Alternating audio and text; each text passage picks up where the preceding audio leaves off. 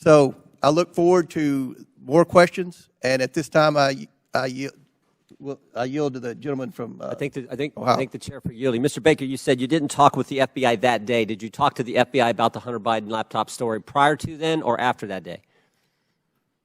I'm trying to make sure I can answer this question consistent with the restrictions that I talked about in my opening Simple statement. question. Did you talk to the FBI about the Hunter Biden story? I do. To the best of my recollection, I did not talk to the FBI about the Hunter Biden story before that day. Did you talk to him after it? You said your response is real specific to the chairman. You said, I did not talk to the FBI about the Hunter Biden laptop story that day. I assume that day is October 14th. I want to know if you talked to him on the 13th or before, or if you talked to him on the 15th and after. I don't recall speaking to the FBI, sitting here today, I don't recall speaking to the FBI at all about the Hunter Biden matter. Well, then why'd you answer it the way you did? I beg your pardon? I yield back there. Chair recognizes Ms. Norton for 5 minutes. Thank you, Mr. Chairman. Like Benghazi before, Republicans are on a taxpayer-funded expedition to attack their political rivals, and they're feeding the flames of conspiracy in the process. With the release of the so-called Twitter files, Donald Trump has seized the moment to further his own conspiracies about the 2020 election, writing in December, and I quote, "Do not throw the presidential election results of 2020 out and declare, do you throw the presidential election results of 2020 out and declare the rightful winner, or do you have a new election?" A massive fraud of this type and magnitude allows for the termination of all rules, regulations, and articles, and even those found in the Constitution, end quote. Now, it bears repeating that this is the same man who incited an insurrection on January 6th, and just last week reposted a message on Truth Social that suggested his supporters will, quote, and I'm quoting him now, physically fight for him this time, and added, "They got my 6 and we are loaded, and I mean loaded." This is a question for Ms. Navarrete. What did the phrase locked and loaded mean to you while you were at Twitter prior to January 6th? Yes, thank you for that question. The way that I read locked and loaded to be interpreted by the tweets that I saw coming on Twitter prior to January 6th was that individuals were loaded, were armed, and that they were ready to commit violence.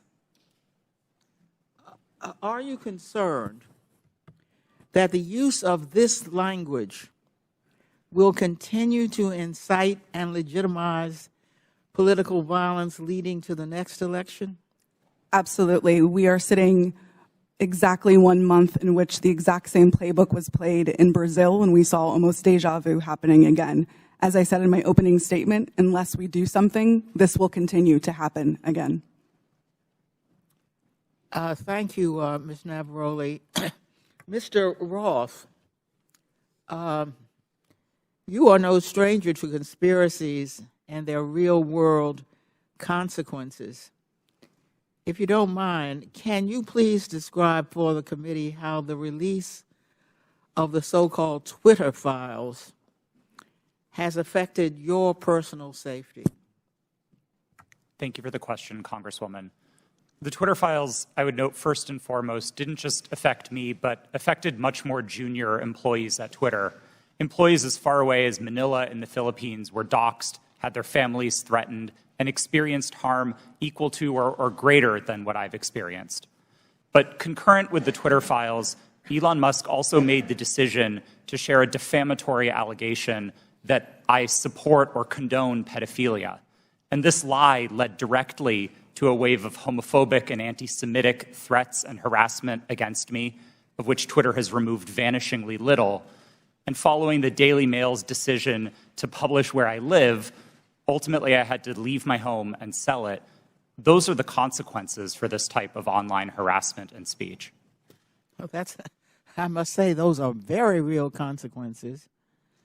By legitimizing unsubstantiated conspiracy theories about the deep state, big tech, and government censorship for political gain, committee Republicans are holding a match to a powder keg.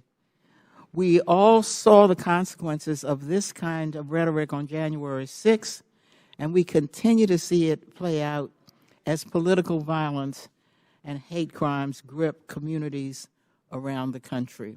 And I yield back, Mr. Chairman. Lady yields back. Chair recognizes Ms. Mace for 5 minutes. Thank you, Mr. Chairman. The Twitter files were not just about Hunter Biden's laptop. Twitter files make it apparent Twitter worked overtime to suppress accurate COVID information. Dr. Jay Bhattacharya is a professor of medicine at Stanford who once tweeted an article he wrote about natural immunity. Thanks to Elon Musk's release of the Twitter files, we learned some of his tweets were tagged with the label of Trends Blacklist. Apparently, the views of a Stanford doctor are disinformation to you people. I, along with many Americans, have long-term effects from COVID. Not only was I a long hauler, but I have effects from the vaccine. It wasn't the first shot, but it was the second shot that I now developed asthma that has never gone away since I had the second shot. I have tremors in my left hand, and I have the occasional heart pain that no doctor can explain, and I've had a battery of tests. I find it extremely alarming Twitter's unfettered censorship spread into medical fields and affected millions of Americans by suppressing expert opinions from doctors and censoring those who disagree with the CDC. I have great regrets about getting the shot because of the health issues that I now have that I don't think are ever going to go away. And I know that I'm not the only American who has those kinds of concerns. Another example of what Twitter has done to censor folks is from Dr. Martin Kulldorff, a Harvard-educated epidemiologist, who once tweeted, COVID vaccines are important for high-risk people and their caretakers. Those with prior natural infection do not need it, nor children. The Twitter files reveal this tweet was deemed false information because it ran contrary to the CDC. So my first question this morning of Ms. Gaddy, may I ask of you, where did you go to medical school? I did not go to medical school. I'm sorry? I did not go to medical school. That's what I thought. Why do you think you or anyone else at Twitter had the medical expertise to censor a doctor's expert opinion?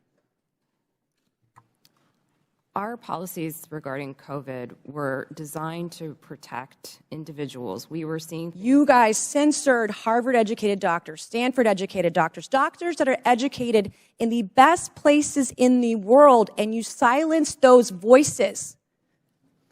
My next question is, did the U.S. government, I have another chart I want to show you, Ms. Gaddy.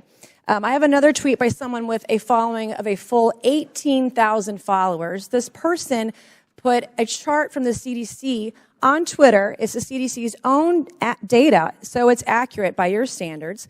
And you all labeled this as misleading. You're not a doctor, right, Ms. Gaddy? No, I'm not. Okay. What makes you think you or anyone else at Twitter have the medical expertise to censor actual, accurate CDC data? I'm not familiar with these particular situations. Yeah, I'm sure you're not. But this is what Twitter did. They labeled this as inaccurate. It is the government's own data. It's ridiculous that we're even having to have this conversation today. It's not just about the laptop. This is about medical advice that expert doctors were trying to give Americans because social media companies like Twitter were silencing their voices. I have another question, my last one for you, Ms. Gaddy. Did the U.S. government ever contact you or anyone at Twitter to pressure Twitter to moderate or censor certain tweets? Yes or no? We have a program. Did the U.S. government ever contact you or anyone at Twitter to censor or moderate certain tweets? Yes or no? We receive legal demands to remove content from the platform from the U.S. government and governments all around the world. Those are published on a third-party website, and anyone can review Thank them. God for Matt Taibbi. Thank God for Elon Musk for allowing to show us in the world that Twitter was basically a subsidiary of the FBI, censoring real medical voices with real expertise that put real Americans' lives in danger because they didn't have that information. I also want to thank one of my colleagues, Rokana, because as it turns out, censorship isn't just an important issue to conservatives. Some of my colleagues on the other side of the aisle, like Ro, found this censorship very concerning, and he even wrote to you and to folks at Twitter that he was concerned about the First Amendment being censored. So I want to thank him for speaking up and speaking out about this issue, because this should not be a partisan issue. This should be an issue that's an American issue. Mr. Chairman, I would like to enter into the record, I ask unanimous consent, to enter into the record a Wall Street Journal article from December 9th, 2022 by Justin Hart entitled "The Twitter Blacklisting of Jay Bhattacharya." Enter the record, please, Mr. Chairman. Without objection, so ordered. Thank you, and I yield back.